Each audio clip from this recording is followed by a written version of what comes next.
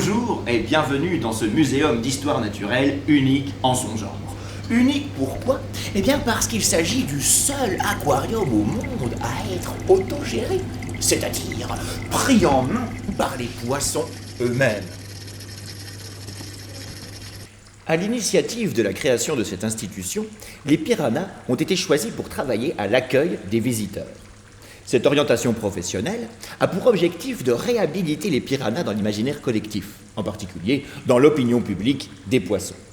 Pour l'instant, cette expérience s'avère plutôt décevante. En effet, les piranhas ne répondent pas au téléphone. Ils n'ont pas accès à l'informatique en raison des risques d'électrocution. Enfin, ils sont incapables de rendre la monnaie.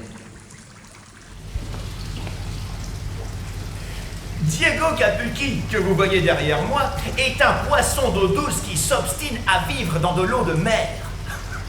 Alors, en raison de la trop grande salinité de l'eau, eh bien, il souffre d'hypertension artérielle. Son humeur, habituellement maussade, peut atteindre des sommets d'irritabilité. La vie de ses compagnons d'aquarium est un véritable enfer. Les raies que vous voyez dans le fond sont toutes plates, mais ça n'est pas une conséquence de l'évolution, non, mais le symptôme flagrant d'une sévère dépression nerveuse.